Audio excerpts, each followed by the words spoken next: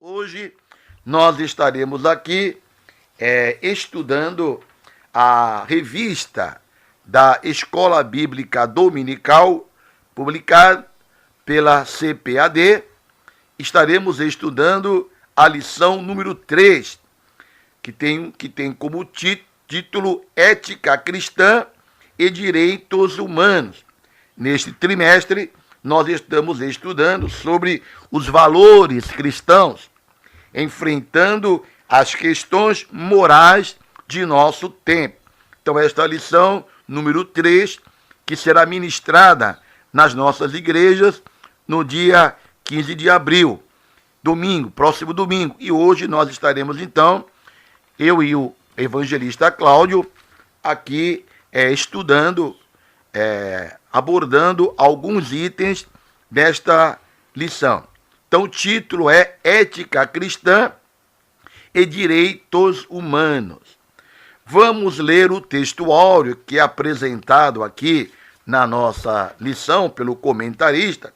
Ele encontra-se no livro de Êxodo, capítulo 22, versículo 21, aonde diz: o estrangeiro não afligirás, nem o oprimirás, pois o estrangeiro fostes na terra do Egito. Então aqui, mostrando que já no Antigo Testamento, lá no Pentateuco, Deus já se preocupava com os direitos humanos.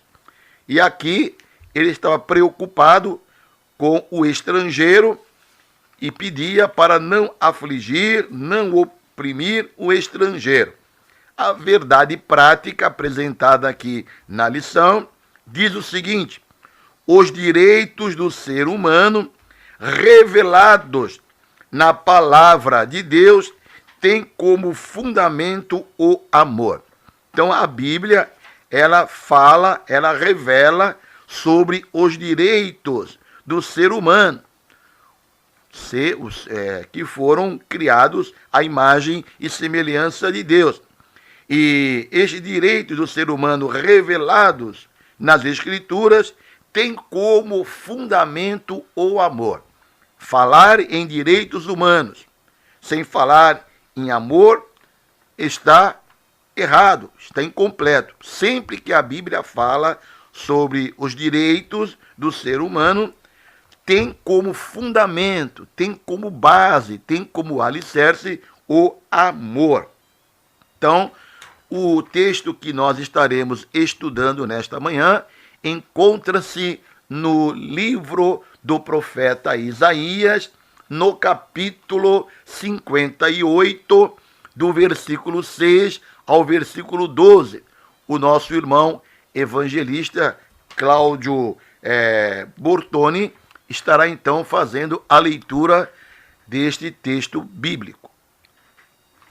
Porventura, não é este o jejum que escolhi, que soltes as ligaduras da impiedade, que desfaças as ataduras do jugo, e que deixes livres os quebrantados, e que despedaces todo o jugo?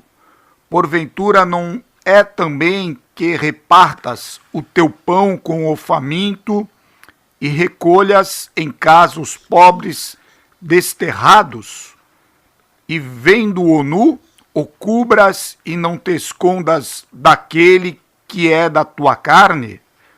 Então romperá a tua luz como a alva, e a tua cura apressadamente brotará, e a tua justiça irá adiante da tua face, e a glória do Senhor será a tua retaguarda. Então clamarás, e o Senhor te responderá. Gritarás, e ele dirá: eis-me aqui. Acontecerá isso se tirares do meio de ti o jugo, o estender do dedo e o falar vaidade. E se abrires a tua alma ao faminto e fartares a alma aflita, então a tua luz nascerá nas trevas, e a tua escuridão será como o meio-dia. E o Senhor te guiará continuamente e fartará a tua alma em lugares secos e fortificará os teus ossos e serás como um jardim regado e como um manancial cujas águas nunca faltam. E os que de ti procederem edificarão os lugares antigamente assolados, e levantarás os fundamentos de geração em geração, e chamar-te-ão reparador das roturas, e restaurador de veredas para morar. Amém. Amém. Então, estudando sobre ética cristã e direitos humanos, temos como objetivo, neste assunto, neste estudo, conscientizar a respeito da importância dos direitos humanos e a ação social da Igreja. Temos também como objetivos específicos neste estudo, mostrar a origem dos direitos humanos, correlacionar a Bíblia com os direitos humanos e comparar a ação da Igreja com a realidade social. Nós encontramos na Bíblia, tanto no Antigo Testamento como no Novo Testamento, alguns padrões, alguns preceitos que falam sobre os direitos do ser humano. Por exemplo, as Escrituras condenam o preconceito e a discriminação. Está lá em Gálatas capítulo 3, versículo 28. Também a Bíblia condena a exploração contra os trabalhadores. A Bíblia também diz que nós devemos ser solidários com os necessitados. E como servos de Cristo, não podemos fazer acepção de pessoas. A Bíblia também nos mostra com muita clareza que o cristão deve perseverar na prática do que é bom e direito, e que deve se preocupar com os direitos do seu próximo.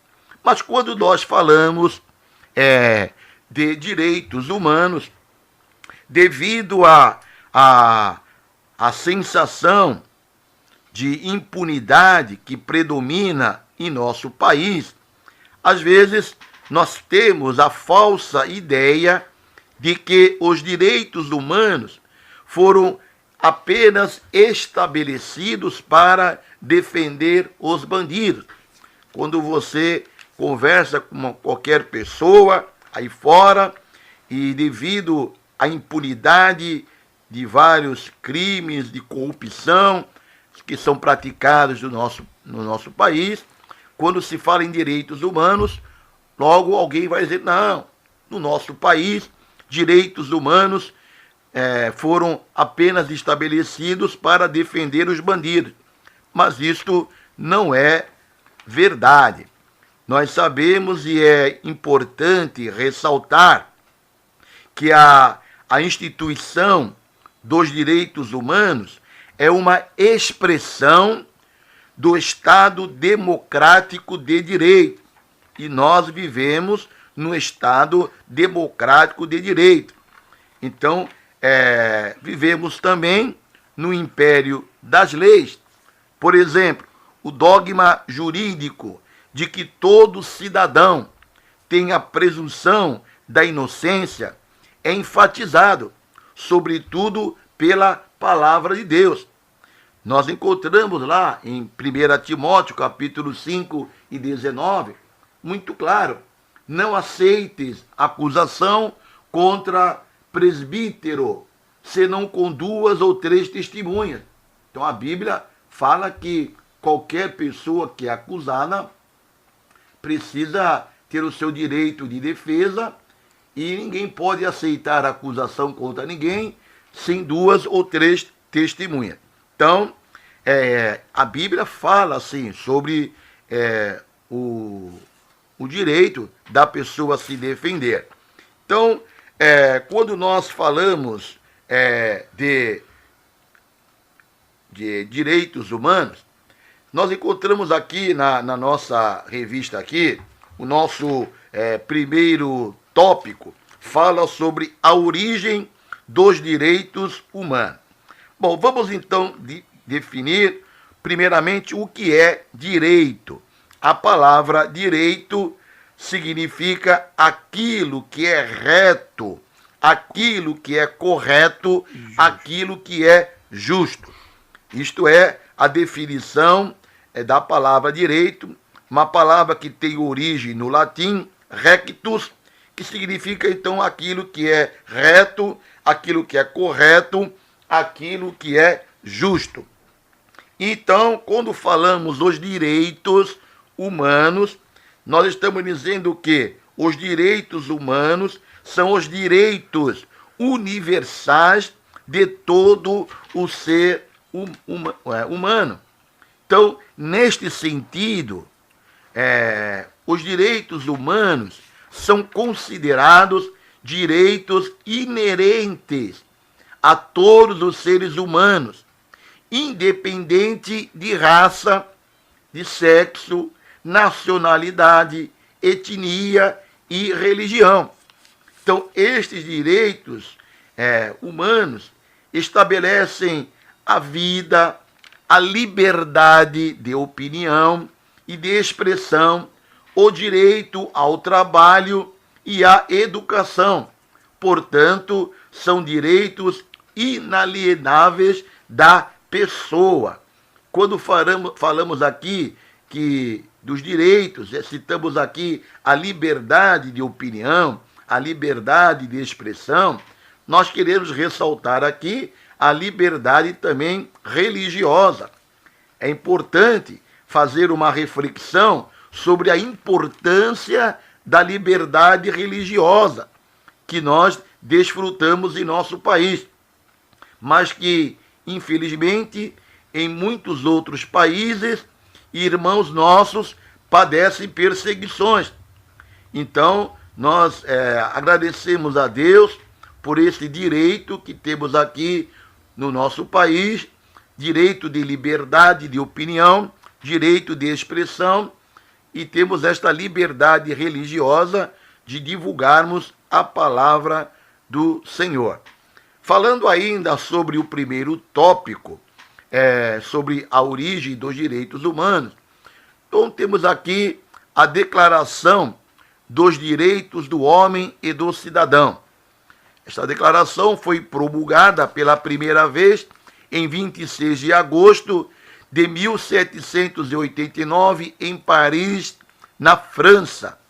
Esta declaração foi resultado da conhecida, chamada Revolução Francesa, que, inspirada pelo Iluminismo, elaborou artigos, no caso, 17 artigos, proclamando a liberdade e a igualdade entre os indivíduos. Estes direitos passaram a ser considerados direitos universais, ou seja, esta declaração dos direitos do homem e do cidadão, que foi promulgada em 26 de agosto de 1789, são uma declaração válida para todos os homens em qualquer época ou lugar. Temos também a Declaração Universal dos Direitos Humanos, que foi adotada em 10 de dezembro de 1948, após a Segunda Guerra Mundial, e esta Declaração Universal dos Direitos Humanos foi adotada e difundida pela Organização das Nações Unidas, a ONU. Esta declaração contém 30 artigos, reconhece os direitos fundamentais e universais do ser humano. Então, aqui estão apresentados, então, a Declaração dos Direitos do Homem e do Cidadão e a Declaração Universal dos Direitos Humanos, promulgada pela ONU. E quando falamos no Brasil? Bom, os direitos humanos no Brasil, eles foi popularizado, esses direitos aí, a partir de 1980. E hoje, na época da chamada intervenção militar, né?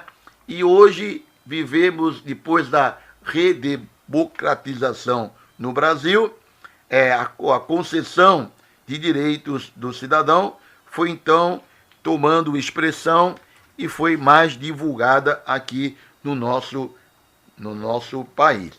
Bom, então agora, já que definimos que os direitos humanos são os direitos universais de todo ser humano, vamos então agora estudar o segundo tópico apresentado aqui na nossa lição, que a Bíblia e os direitos humanos. E eu peço para o nosso irmão evangelista Cláudio Bortoni estar falando sobre o que a Bíblia fala sobre os direitos humanos. Amém. Glórias a Deus. Bom, direitos humanos, no caso, a Bíblia e os direitos humanos. Esse tópico, ele contém 3 subtópicos, né? Que o objetivo específico desse subtópicos é a correlacionar a Bíblia com os direitos humanos, a relação da Bíblia com os direitos humanos. No livro de Moisés, o primeiro subtópico, e depois nos Evangelhos de Cristo, e o terceiro nas cartas do apóstolo Paulo. Então, direitos humanos no Pentateuco, nos livros de Moisés, os 5 primeiros livros do Antigo Testamento, escrito por Moisés, contém o Código Divino Civil de Condutas de Israel, que nós podemos observar no livro de Deuteronômio, capítulo 6, versículo 1 ao 9, que nesses escritos existe uma estrutura, um esboço de concepções literárias libertárias e igualitárias que antecedem a muitos direitos que vão aparecer na modernidade e na atualidade. Vemos a benevolência para com os estrangeiros e com as viúvas e órfãos, conforme Êxodo capítulo 22, versículo 21 ao 22, ao qual está escrito: o estrangeiro não afligirás, nem oprimirás, pois estrangeiros fostes na terra do Egito, a nenhuma viúva nem órfão afligireis.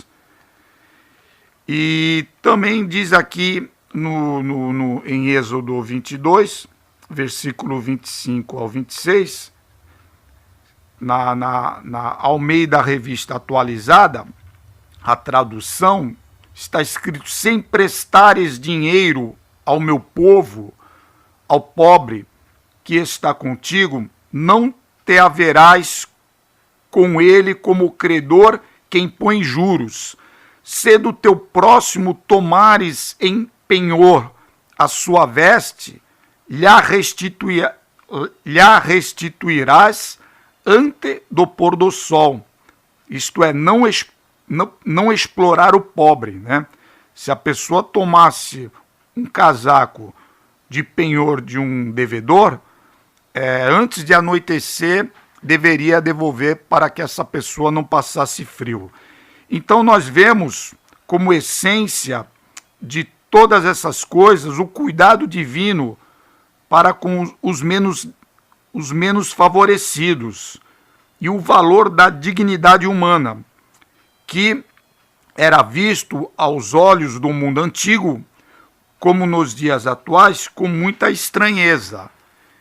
E o subtópico 2, que fala sobre o direito humano nos evangelhos, falamos sobre o direito humano, né, em relação com a Bíblia nos escritos de Moisés. Agora, sobre os evangelhos, né? Sendo os evangelhos de Jesus Cristo o motor propulsor de toda a Bíblia, e resumidamente, na virtude da prática do amor a Deus e do próximo, conforme está escrito em Mateus capítulo 22, versículo 37 ao 40, Jesus disse-lhes: amarás o Senhor teu Deus de todo o teu coração e de toda a tua alma e de todo o teu pensamento. Este é o primeiro e grande mandamento. E o segundo, semelhante a este, é amarás o teu próximo como a ti mesmo. Desses dois mandamentos dependem toda a lei e os profetas, né? Então, Jesus, ele quebrou o modelo padrão, o paradigma da cultura dominante helenista pagã. Ele coloca a dignidade humana acima de todas as coisas, principalmente do legalismo, né? Ele realiza uma cura num dia de sábado, né? Conforme Mateus do capítulo 12, do versos 10 ao 13, ele realiza a cura de um homem que tinha a mão mirrada num dia de sábado, quebrando a guarda do sábado dos judeus, né? Então, ele coloca a dignidade humana acima de todas as coisas. Ele quebra o preconceito étnico ao dialogar com uma mulher samaritana, porque os samaritanos não conversavam com os judeus.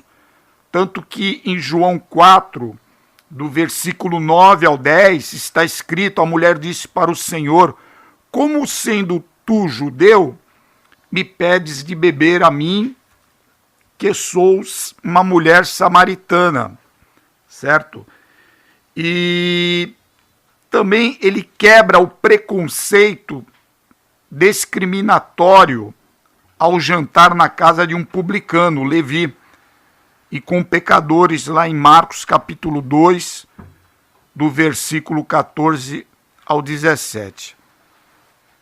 E também ao atender e abençoar as crianças, em Lucas 18, do versículo 15 ao 16. Então, a essência da palavra de Cristo, de Jesus, está no amor, na misericórdia, na piedade e na justiça. A palavra de Deus, ela não está dissociada das necessidades humanas. E depois vem o terceiro subtópico, né?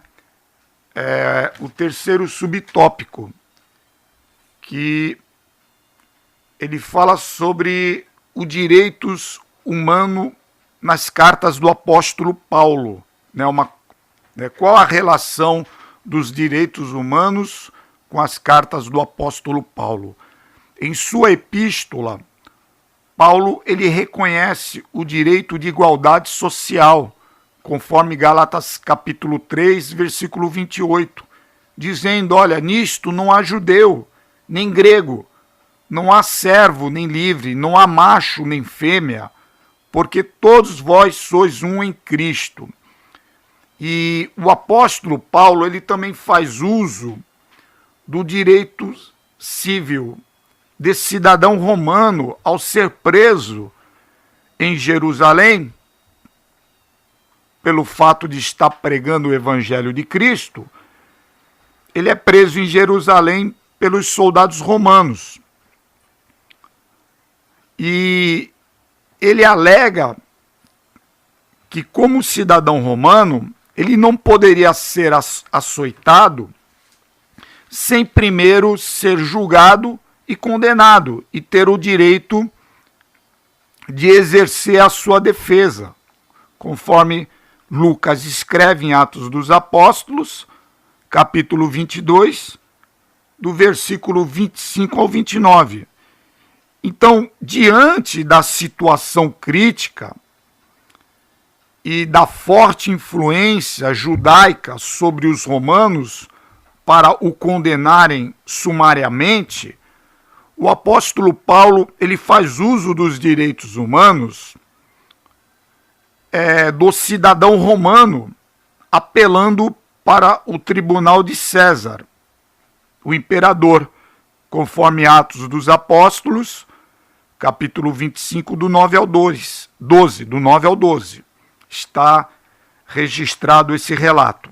Então, nós vemos nas Escrituras o estímulo para todos nós buscarmos os direitos de cidadão, que nós, como contribuintes, temos, né? Uma vez que nós temos a dupla cidadania, né? Nós somos cidadãos celestiais e cidadão terreno. Então, aqui termina o tópico 2, né? Que ele fala qual a relação da Bíblia com os direitos humanos nos livros de Moisés, nos evangelhos de Jesus e depois nas cartas do apóstolo Paulo. Amém. Vamos então para o terceiro tópico apontado. Vamos então para o terceiro tópico apresentado aqui na nossa lição, que fala sobre a igreja e os direitos humanos.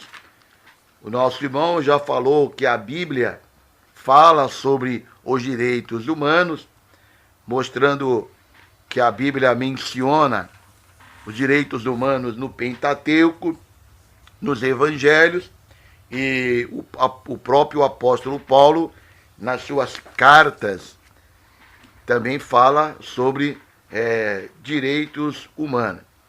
E agora vamos então estar analisando a igreja e os direitos humanos.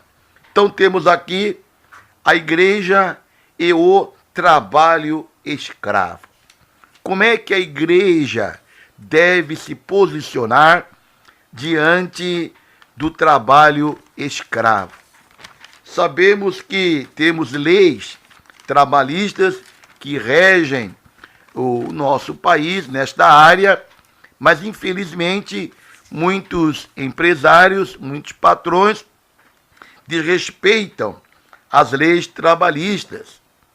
E o que a Bíblia tem a dizer? O que a igreja tem a dizer desses empresários que não respeitam as leis trabalhistas? Bom, a igreja de Cristo, ela não pode ficar insensível diante desta situação e diante também do chamado trabalho escravo. Nós encontramos lá na Bíblia, em Tiago, capítulo 5, do versículo 4 ao versículo 6, uma palavra para os patrões, para aqueles que não querem respeitar as leis trabalhistas. Então, diz assim a palavra de Deus em Tiago, capítulo 5, versículo 4. Preste bem atenção aí, patrões. Eis que o salário dos trabalhadores que ceifaram as vossas terras e que por vós foi diminuído, clama. E os clamores dos que ceifaram entraram nos ouvidos do Senhor dos exércitos. Deliciosamente vivestes sobre a terra e vos deleitastes e cevastes o vosso coração com um dia de matança. Condenastes e mataste o justo, ele não vos resistiu. Então aqui, dizendo que o salário dos trabalhadores que ceifaram as vossas terras e que por vós foi diminuído. Não está dizendo aqui que não foi pago, não. Está dizendo aqui que aqueles patrões que diminuem o salário dos seus empregados, podendo dar uma condição melhor de vida para o seu trabalhador, uma condição digna, mas ele explora o trabalhador, não respeitando as leis trabalhistas, não registrando o seu funcionário, muitas vezes adotando um trabalho escravo. A Bíblia diz que o Senhor ouve os clamores dos trabalhadores, e essas pessoas, então, serão cobradas pelo Senhor. Portanto, a Bíblia condena o trabalho escravo, a Bíblia condena aquele que pode dar uma condição melhor para o seu trabalhador, e ele nega apenas para poder adquirir mais riqueza, ganância por dinheiro. E a igreja tem que pregar esta mensagem e tem que ter esta sensibilidade para defender o direito, sim, dos trabalhadores. Um outro direito aqui que a igreja, direito humano, que a igreja precisa aplicar, precisa defender, é o direito dos prisioneiros serem visitados e receberem a palavra do Senhor. Em 2014, o Conselho Nacional de Justiça, chamado CNJ, do Brasil, divulgou, preste bem atenção, que a nossa população carcerária, em 2014, era de 526 pessoas presas, e que desse número de mais de 500.000 pessoas presas, mais de 206.000 estavam em presídios superlotados, além da capacidade. É um verdadeiro terror as cadeias, as prisões brasileiras. Então, presídios superlotados, que não oferece as condições mínimas de dignidade humana, nem de higiene e nem de salubridade. Tanto que 70% das pessoas, quando saem das cadeias, reincidem no crime. Então, as cadeias não estão cumprindo aquele trabalho de ressocialização dos prisioneiros. E nós encontramos na Bíblia, lá no livro de Hebreus, no capítulo 13 e no versículo 3, uma recomendação para a igreja: lembrai-vos dos presos, como se estivessem presos com eles, e dos maltratados, como sendo vós mesmos também no corpo. Não estamos negando que aquele que cometeu um crime, ele não seja punido, não seja levado para uma cadeia, mas não podemos agir de maneira cruel. Temos que procurar aquela pessoa compreender o seu erro, se arrepender, voltar à normalidade da sua vida, para quando sair do presídio, possa então tocar a sua vida. Tanto que a igreja tem esta responsabilidade de ir aos presídios e pregar a palavra de Deus aos presidiários. Quantas pessoas que outrora estavam presos, pagando pelo seu crime que cometeram, mas ao ouvirem a palavra do Senhor, foram regeneradas e saíram do presídio e hoje estão aí trabalhando e vivendo a sua vida e servindo ao Senhor.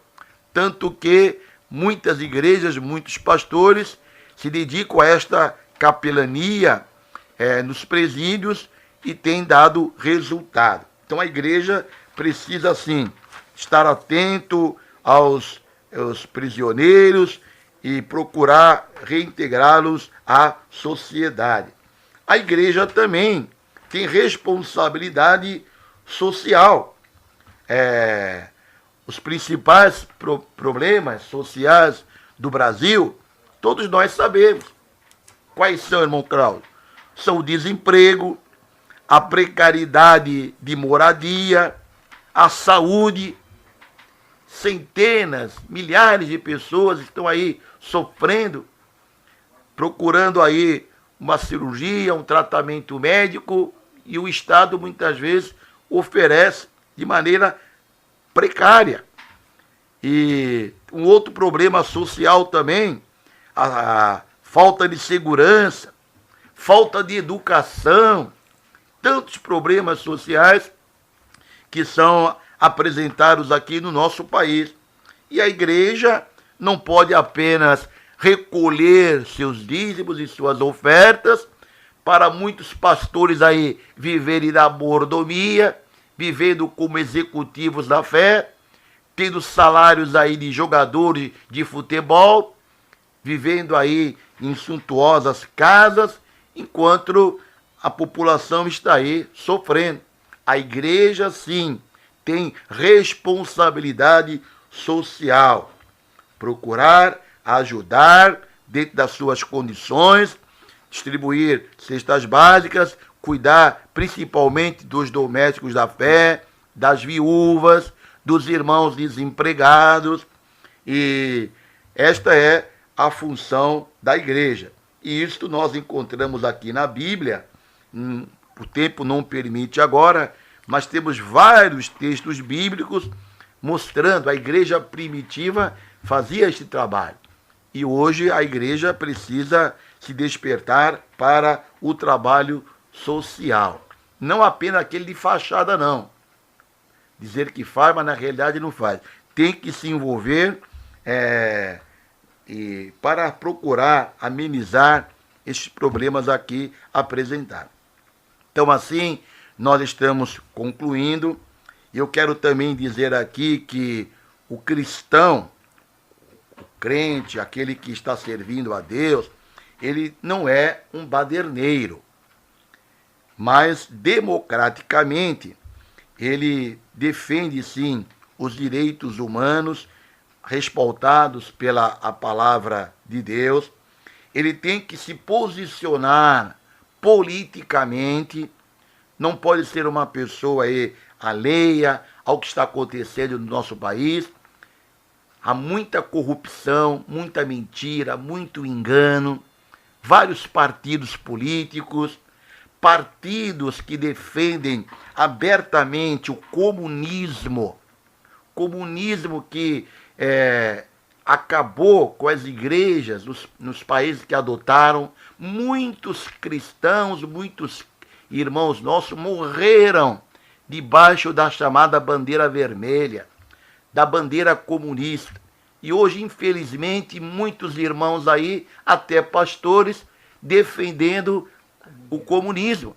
Comunismo que prega o quê? Prega o ateísmo, prega o aborto, uma mensagem contrária ao evangelho. Quantos irmãos nossos, pastores, morreram nas mãos dos comunistas, países que adotaram esse regime. E hoje vivemos aí na democracia, temos a liberdade de pregar o evangelho, e muitos irmãos aí nem sabem o que significa isso. Sai aí defendendo regimes contrários ao evangelho, regimes contrários à Bíblia. Mas nós sim precisamos defender democraticamente as opiniões e as ideias que estão na palavra de Deus. Somos contra o ateísmo, somos contra o aborto, somos contra a chamada identidade de gênero, e seja qualquer partido que tem como fundamento esses pensamentos aqui, nós não podemos aceitar e como cidadãos brasileiros, como cristãos, servos do Senhor, temos sim o direito de orientar os nossos irmãos de maneira democrática, sem baderna, lutar por um país melhor, para que os nossos jovens, as nossas crianças tenham um futuro melhor. Porque o que reina é a mentira e a corrupção. E nós, como servos do Senhor, não podemos aceitar mentira ou corrupção. Nem na política e muito menos na igreja. A igreja de Cristo tem que dar o exemplo. Então, que Deus abençoe a todos. Nós concluímos então, dizendo que nenhum outro livro tem enaltecido tanto a dignidade humana como faz a Bíblia Sagrada. Preste bem atenção, nenhum outro livro, nenhum outro manifesto, nenhuma outra literatura tem enaltecido tanto a dignidade humana como faz a Bíblia Sagrada. As Escrituras revelam o amor de Deus, sem acepção de pessoas.